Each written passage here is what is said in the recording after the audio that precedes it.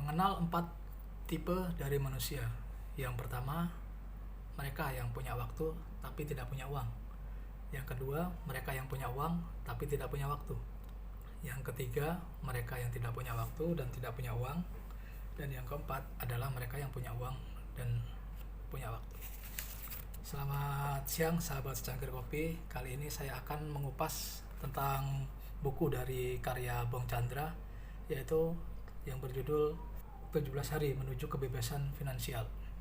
Apakah bisa dalam waktu 17 hari kita menuju kepada kebebasan finansial? Tentu saja tidak bisa ya. Yang dimaksud dalam buku ini adalah bagaimana dalam waktu 17 hari kita dapat mempelajari ilmu apa saja yang digunakan untuk menuju kebebasan finansial tersebut. Kenapa kok 17 hari?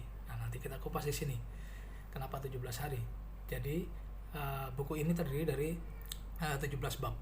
Selama ini kita banyak sekali dalam membaca buku itu selalu berambisi untuk menghabiskan satu buku dalam waktu 1 atau 2 hari. Nah, apa jadinya?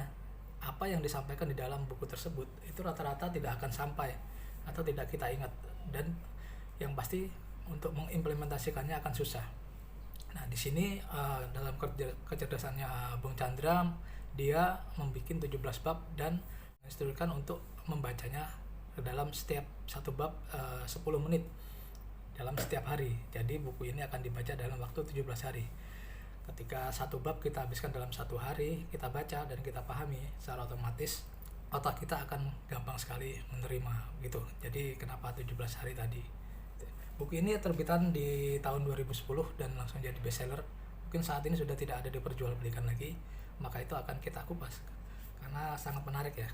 Bagaimana dalam waktu 17 hari kita bisa mampu untuk mempelajari ilmu dalam kebebasan finansial. Memang agak ekstrim untuk ilmu-ilmu yang diajarkan sama Bung Chandra ini.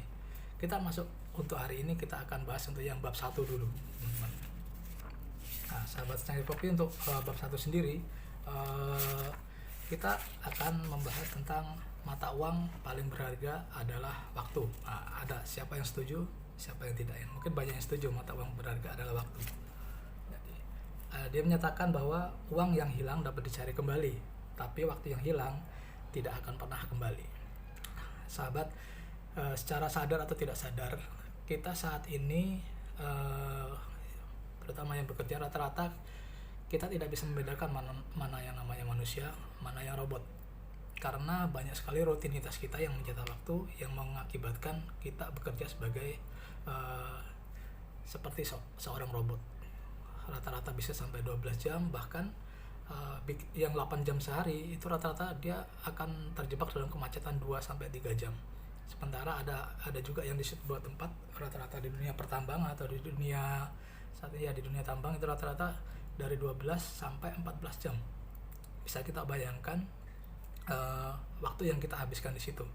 Memang tidak salah, namun coba kita gali kembali apa yang sudah kita kerjakan, apakah itu ini yang memang selama ini kita impikan atau ada yang salah dalam prosesnya gitu ya. Nah, dalam buku ini Life is Freedom, itu manusia banyak mencita-citakan bahwa kebebasan di dalam kehidupan. Sementara bagaimana kita dinamakan kebebasan ketika kita masih berkutit pada rutinitas yang tidak ada ujungnya. Bisa dibilang berangkat kerja, pulang, besok berangkat kerja lagi, namun kita tidak ada visi dan misi untuk kedepannya gitu. Jadi memang tidak salah, namun perlu kita evaluasi lagi, apa yang kita impikan itu kehidupan yang seperti ini, dari pagi sampai malam kita tidak bertemu keluarga, kemudian ketemu keluarga juga ada yang kadang 3 bulan sekali, kadang 2 minggu sekali ya, tergantung dari ininya. Kadang juga waktu untuk keluarga juga dihabiskan. Kita bayangkan ketika 14 jam sehari kita harus menghabiskan di pekerjaan, kemudian untuk waktu tidur 8 jam sehari, hanya sisa 2-3 jam yang kita habiskan untuk keluarga kita. Itu life is freedom.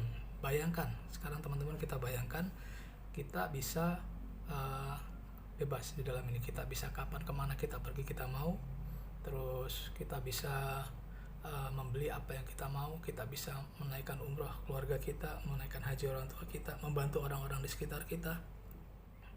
Nah, jalan itu yang akan kita tuju bersama untuk menggapai visi misi yang kedepannya. Langkah-langkahnya apa aja nanti di dalam buku ini, dalam 17 hari ke depan kita akan membahasnya. Untuk yang pertama, sekarang kita adalah membahas tentang waktu adalah uang gitu. Seperti yang di awal penyampaian tadi saya sampaikan bahwa ada 4 tipe manusia ya. Yang pertama, punya waktu tapi tidak punya uang. Punya waktu tapi tidak punya uang. Bagaimana itu? Ya banyak ya punya waktu. Yaitu kalau kita bilang pengangguran lah bahasa ekstrimnya. Jadi kita ada waktu sibuk untuk apa banyak, mau ngapain aja bisa, tapi kita tidak ada uang sama sekali. Itu tipikal manusia yang pertama, pengangguran. Mudah-mudahan kita tidak masuk ke dalam yang kategori ini. Yang kedua adalah yang punya uang tapi tidak punya waktu. Ini tadi, punya uang tapi tidak punya waktu. Jadi kita bisa sampai 14 jam sehari, 2 jam hanya untuk keluarga, atau bahkan yang sampai keluar baik itu karyawan maupun bisnis, bisa sampai keluar negeri, keluar kota 2 minggu, 3 minggu, namun tidak ada waktu untuk keluarga. Uang ada, tapi rata-rata mereka punya kolam renang, mereka punya rumah yang mewah, namun yang menempatin adalah pembantunya. Mereka punya uang yang banyak, tapi yang menempatin anjing-anjingnya yang di rumah atau peliharaannya yang di rumah. Mereka punya halaman yang luas, rumah yang bagus, tapi jarang sekali untuk bisa menikmatinya. Itu yang dinamakan punya uang namun tidak punya waktu. Nah, ini yang dinamakan pekerja atau robot tadi. Terus yang ketiga adalah mereka yang tidak punya waktu dan tidak punya uang. Ini yang sangat sadis ya. Ini yang sangat sadis. Mereka tidak punya waktu dan juga tidak punya uang. Jadi apa? Mereka sibuk bekerja full sampai kadang-kadang sampai tengah malam, sampai lembur dan lain-lain. Namun ketika akhir bulan atau ketika gajian itu hanya numpang lewat. Jadi tidak ada uang yang disimpan ataupun untuk dihabiskan untuk bersenang-senang dengan keluarganya. Banyak sekali tipikal yang kita saat ini, kita tidak menyebutkan sebuah jenis pekerjaan, namun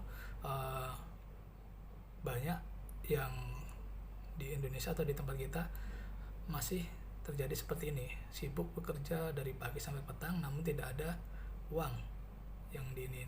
Jadi kita terjebak oleh rutinitas itu. Dan tipikal yang empat adalah mereka yang punya waktu dan punya uang. Nah, ini yang akan dicari dan kita tuju ke sana ya. Kita punya waktu untuk bermain keluarga, kita punya waktu untuk bermain dengan anak, namun kita juga punya uang untuk membahagiakan keluarga kita. Bagaimana caranya? Ya tadi, jangan bekerja untuk uang. Rata-rata masih kita banyak yang bekerja untuk uang. Bagaimana bekerja untuk uang itu? Ya fokus kita adalah uang. Ya, kita banyak motivator atau bisnis yang hebat mengajarkan bahwa buatlah uang yang bekerja untuk kita. Banyak caranya nanti kita kupas. Buatlah uang yang bekerja untuk kita, jangan kita yang bekerja untuk mencari uang gitu ya. Nah, cobalah sekarang kita rank berapa harga waktu sejam kita belajar mulai membagikan. Kira-kira ketika kita digaji sebulan 5 juta, kita bagi aja dalam berapa jam, nanti berapa, umumnya 100.000 1 jam kita sehari harga kita.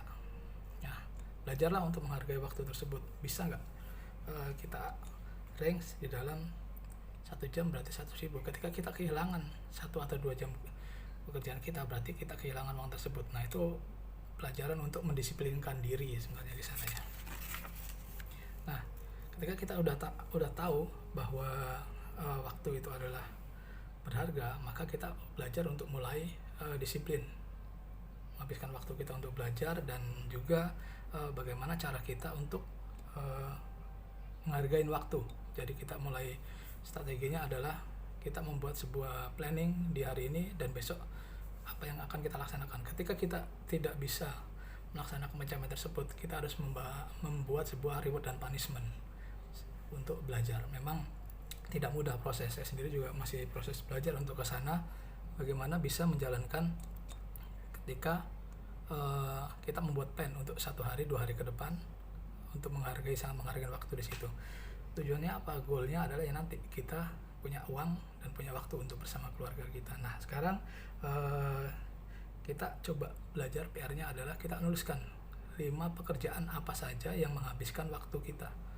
Nah, nanti setelah ini baru kita lanjut ke bab-bab berikutnya. Di bab berikutnya kita akan membahas tentang uang versus peluang. Apa bedanya? Oke, ketika kita sudah bisa sekarang mampu membedakan menghargai waktu, kita akan berlanjut ke dalam bab berikutnya di hari kedua. Kita pelajarin dulu, renungkan dulu, tulis 5 hal apa yang menghabiskan waktu di dalam satu hari ini. Demikian, salam cangkir kopi.